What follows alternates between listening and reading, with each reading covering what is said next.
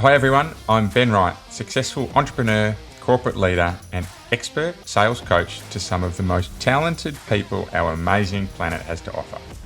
You're listening to the Stronger Sales Team podcast, where we bring together and simplify the complex world of B2B sales management to help the millions of sales managers worldwide build, motivate and keep together highly effective sales teams.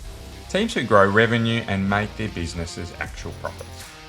Along the journey, we also provide great insights and actionable steps to managing your personal health. A happy and productive you is not only better for your teams, but everyone around you. So if you're an ambitious sales leader who wants to build the highest performing and engaged teams, Stronger Sales Teams is right where you need to be.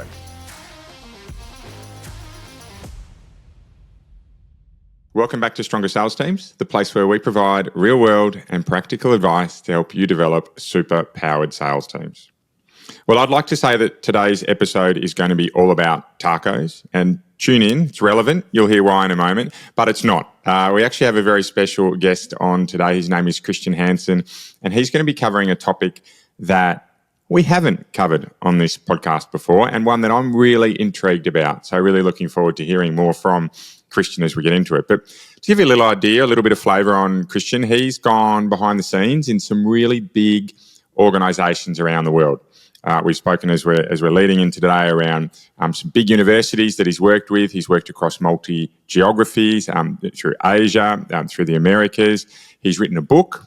He is an internationally recognised author. In fact, his book, The Influence Mindset, was a number one bestseller, but the bit I really like actually got recommended by LinkedIn as one of the 10 best marketing books to go and read. So Christian now is helping individuals, he's helping organisations learn how to really stand out and become the obvious choice. Nice insight into what the theme's going to be today. He's got degrees from Brigham Young University. You can tell me if I pronounce that right in a minute, Christian, but also the London School of Economics. So pretty well travelled, pretty well educated, pretty diverse when it comes to his experience. And of course, with that, there's thousands of people that he has helped along his journey. He's a composer, he's a musician, right? That stuff I'll probably gloss over because the piece that really got my attention with Christian's background was not where he's based. He's based in Utah, but he's from LA, so he is an avid taco man. So, Christian, first of all, welcome to the podcast. Tell us more about who you are and what you do. Hey, thank you so much, Ben. It's an honor to be here on your podcast, and I look forward to being able to serve your audience as best I can. Yeah, so as you mentioned in my intro there, yeah, I've worked behind the scenes in some really big organizations, and ultimately I've learned as thousands of people have come across my way what makes people stand out and how people can ultimately influence others to choose them. And it's a learnable skill that we can grow, improve, and develop over time. And I look forward to seeing how I can better serve your audience today. Perfect, excellent. Well, we're going to get into that in a moment, but before I do that, tacos. Yes, sir. It's a really important topic. Favorite taco? Well, first of all, my family runs a Mexican restaurant in Los Angeles. And, how does a, whiter than white rice background family create a Mexican restaurant? Well, that's, a story for another day. But it's appropriately named Los Gringos Locos, which means the crazy white guys. And, the restaurant's been there since 1996, still going strong. And in high school, I made tableside guacamole for people. That was my job for 6 years. So whenever I've been anywhere in the world, I make tableside guacamole for people as an icebreaker. It's really fun. Excellent. Well, then it's going to be, I'm assuming your favorite taco here is one that has guacamole in it, but what is your favorite taco, your go-to? Right now I'm leaning in the birria taco flavor, right? Which is this really great braised pork, and it's dipped in a kind of red au jus sauce a little bit. And so that's the thing I'm going for. Other street style tacos like from Tijuana, that's another great avenue to go. So al pastor is usually the way I go with street tacos. Well, it's funny you talk about birria tacos. That is absolutely on the list at the moment. And if my wife or daughter happen to listen to this, I don't think they will, but they'll know that right now Dad is trying to perfect the crispy taco. So it's the pork goes in, the barbecue sauce, like we slow cook it for a long time, 10 to 12 hours, put in the soft shelled taco, throw it in the oven, trying to get some juice out of it, cheese, guacamole, everything going in. And as my daughter calls them, the crispies. That is absolutely what I'm all about at the moment. So, so this weekend we've got limoncello making season. I make my own limoncello, so it's going to be limoncello and tacos rolling out this weekend. So if you happen to swing by Noosa all the way from Utah, let me know, and you can try my burrito style tacos. It's on the list now. Well, we'll see in a few days. Excellent. Well, today let's get into the really serious stuff. We're here to talk about how you can be chosen more often. Right? And we can talk about that being in any forms of life, being at your personal life, but I think we're going to focus here quite specifically around your professional life. Great topic, because I've certainly been in that place where I'm interviewing salespeople who have on paper everything but the likability piece. And I think that is so important when people make snap judgments in this world about whether or not they like you, right? In an instant, we can decide if someone is the person for us. So really important topic, and no doubt I think we'll both have some things to say about this. But for me, if we were to start, right, about how we get chosen, right, what do you think leads or helps us best position ourselves as being the obvious choice? Absolutely. You know, the first thing we got to understand is what are the things that are getting in the way from you being chosen, right? People lose opportunities most often not because they don't have what it takes, but because, again, they let their poor communication get in the way of perceiving their value. So at the end of the day, people don't choose or reject you. They choose or reject their perception of you. And the words and behaviors that you engage in provide the person in front of you with the materials that they use to create their perceptions of you. Now, if we understand, though, that the brain is wired to pay attention to certain things, then there are certain levers of perception that you can use to nudge and position your message in such a way that it helps put your poor communication skills on the backseat, right? It minimizes those, and then it optimizes how you're being perceived to the person in front of you in such a way that speaks to their fundamental brain needs. And in my recent book that I just published, which got #1 international bestseller status, The Influence Mindset for Sales Acceleration, I dig into 7 EQ or emotional intelligent brain hacks that anyone can do to pull these levers of perception in your favor. So, for example, I believe influence is the result of a very simple formula, and it's this: competence plus connection equals influence. When you communicate, you need to have a balance of both. But because of certain things in how we've been raised and how we've been trained in career and our schooling, we tend to lean towards establishing our competence. But the problem is that competence without connection doesn't equal influence. It equals just noise, because everyone else that you're being compared against is also highly competent. On the other side, though, connection without competence is merely charm. And so you have to find an appropriate balance of communicating that you're competent and creating connection with people. And there's subtle ways that you can really boost the perception of your competence in conjunction with the perception of your ability to create connection. And that's what I work and train people on. And it's very logical. We talk about competence. I think that's very obvious. We need to learn, in specifically the art of selling, we need to learn the basic sales skills that you need to be able to master to get sales, right? There's technical competence, there's structural competence, there's competence about your business, right? And we are often taught about connection as well. Find a way to build an early relationship with your potential customer. I'm really interested in the seven levers, I think you called them. What are they, even at a very top line level? It's a number of things. So, one of the ways to really kind of set the stage here is that in so much of our life, we are raised to succeed in what I call performance environments. Okay. Things like school, right? Or jobs, or, even in sales, if you're running your own business, where success is based on if you're smart, capable, qualified, and passionate, right? If in school, if you know the material and you do a good job, you get good grades. In your job, if you show up and you do a great job, then you get paid. And so for 99% of our lives, we are in performance environments, and we develop what I call the achievement mindset to survive. And it works most of the time. The problem is that every so often we enter situations that are make it or break it moments where the doors of opportunity open or close. Things like college applications or job interviews, and especially sales opportunities when you're trying to present yourself. These are fundamentally different environments that I call selective environments.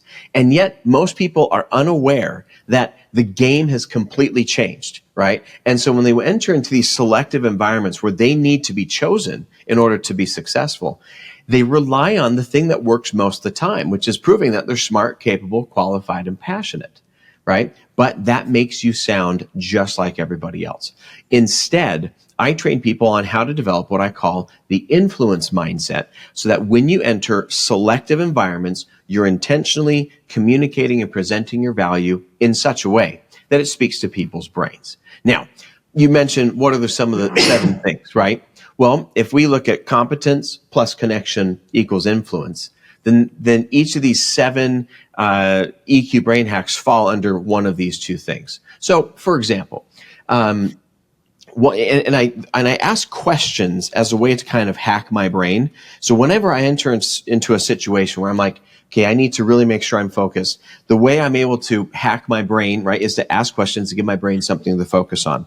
So one of the strategies of establishing your competence is to make sure that you're balancing logic and emotion in your conversation. And so a question that I tend to ask myself in these situations is, okay, in this moment, how can I also, as I present my value and stuff, how can I also acknowledge the emotions of the person in front of me right now? When I do that in any conversation in sales, sure, I'm going to deliver, my PowerPoint, or I'm going to go through the book with all the values. But if I'm asking myself, how can I also acknowledge the emotions of the person in front of me right now? I intentionally take time to then notice things that they're saying or reflect back things that they're saying or experiencing. And it's just that little nudge and that little balance that helps maintain the right balance of competence and connection to create influence. So that's just one example. Maybe on the connection side, oftentimes we're predisposed to want to talk about ourselves. And in sales situations, we tend inadvertently to communicate and just to, talk about ourselves because it makes us feel better. But in these situations, I tend to ask the question, the brain hack, again, to direct my attention on the right things. How can I help this person feel heard and understood right now? And again, that little question just gives my brain a little pause so that I can focus the attention in where it needs to be, which is 100% on the person in front of me and not necessarily on my sales deck or whatever I'm trying to present. So those are just 2 examples of, EQ brain hacks, simple questions that you can ask in any situation that reorients the focus to where it needs to be. I really like the piece around resetting yourself to say, how can I make the person in front of me, how can I make the person in front of me feel heard now? I really like that because what you're doing is you're taking the lens away from yourself and you're throwing it straight over to the other side of the table, video screen, whoever you're dealing with there. And I think the reason that's really powerful is because we quickly stop worrying about what we have to say and start actually trying to listen and ask questions to think about the value that we can be offering. I talk a lot with my customers and my teams around creating value early and often. And what I mean by that is trying to get to the end of your first engagement with a customer, B2B, B2C, doesn't matter.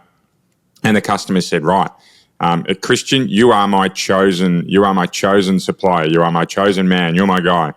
And then the rest of that engagement is spent confirming through little checkpoints that Christian is absolutely right.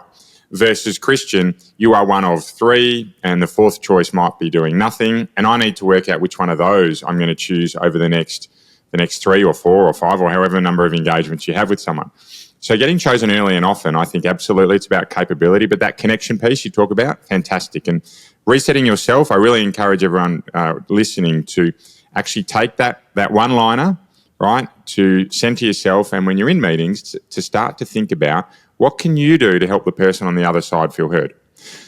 Okay, so that moves into the next thing I'm really keen to hear from you about, and that's authenticity, right? How do we create authenticity and thereby build relationships really quickly when we're meeting new people, particularly in business?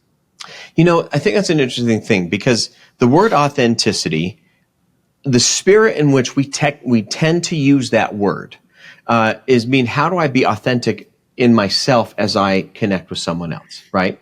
And yet, if people don't choose to reject us, but rather they choose to reject their perception of us, right? I think there's a gap between if I'm being truly authentic and I really want the sale, right?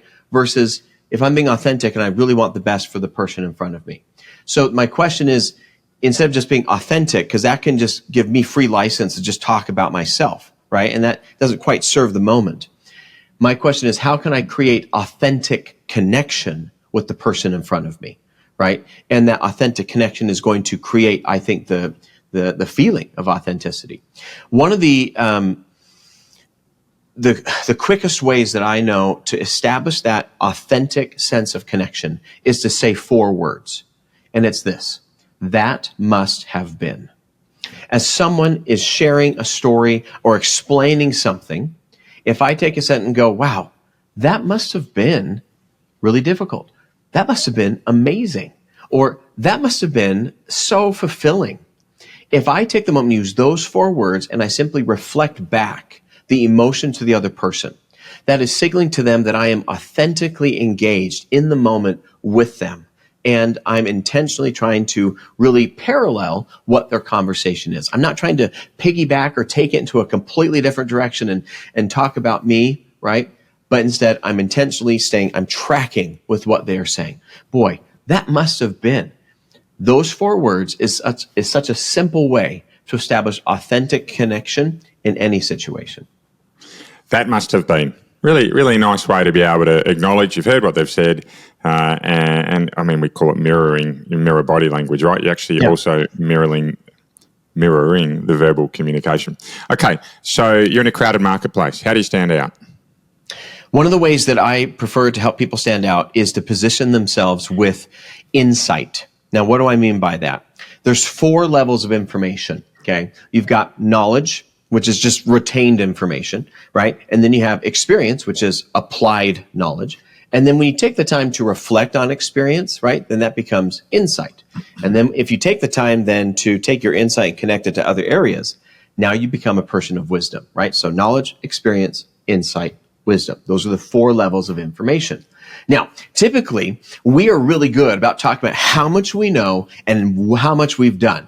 And that's speaking in lower levels of information, right? Knowledge and experience. Whereas insight and wisdom are simply more valuable. Now, here's the thing. There was an interesting study done by a research company where they interviewed, I think, about 60,000 leaders. They said, what's the most important thing to distinguish yourself as a leader? And they said that if you can be perceived as a strategic thinker, then you will be nearly 50 times more valuable than someone who is merely highly skilled. So if I communicate in knowledge and experience, I'm communicating that I'm highly skilled. But if I can intentionally communicate in terms of insight and wisdom and create paradigm shifts, then compared to everybody else in the marketplace who's highly skilled, I'm going to be perceived as nearly 50 times more valuable because I can see further ahead. So crowded marketplaces. How does someone speak in insight, right? Instead of saying, well, I've worked with 5 of the 6 largest companies and I've helped people save this much money. What if instead you said, when you work with 5 of the 6 largest companies, one of the things you learn is, and now you can frame it into a level of insight. Or when you help people save as much money, in my business as I have, whatever your thing is, whatever the number is, one of the things you see that most people overlook, or one of the things you see that most people tend to miss is, and then you dispense whatever it is in the form of an actionable insight, right?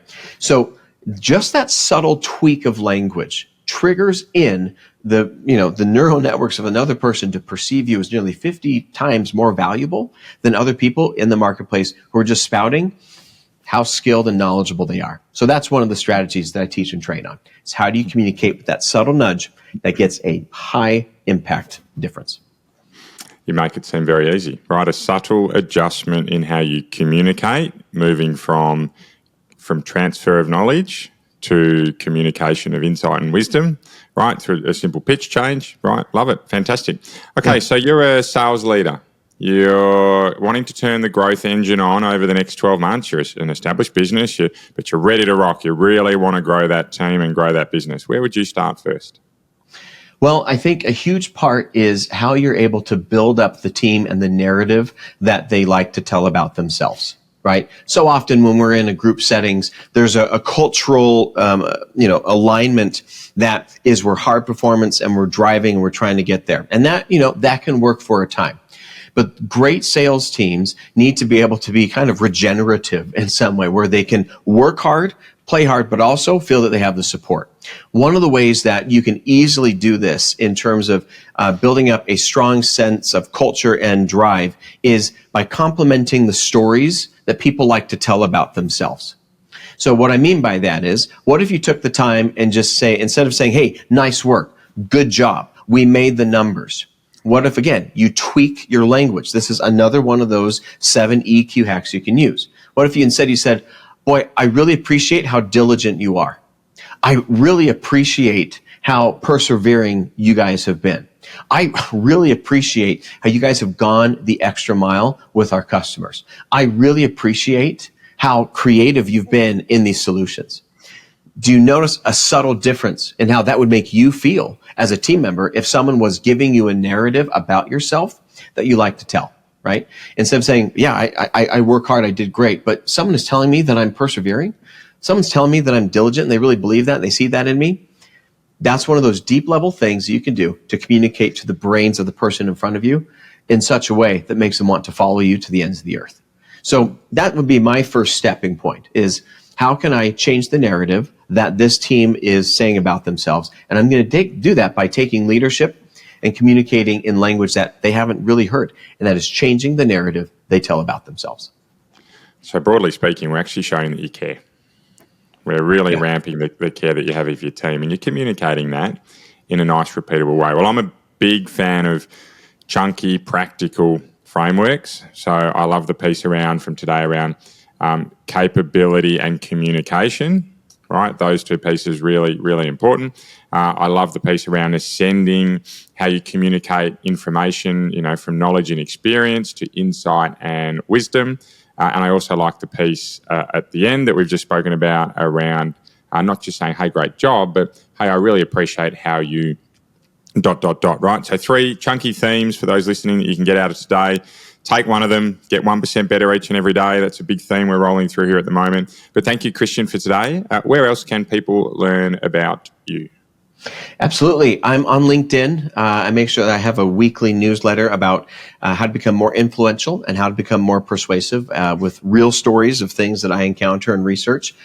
So love to connect with people there. Also, I do have a link that we can put in the show notes of where people can access the first couple chapters of the book, The Influence Mindset for Sales Acceleration. It's also on Amazon, and I'll be releasing the audiobook here shortly. But yeah, it's there on paperback, Kindle, and available anywhere books are sold. Fantastic. Well, thank you very much for today, Christian. Thank you, everyone listening. Keep living in a world of possibility, and you'll be amazed by what you can achieve. Bye for now.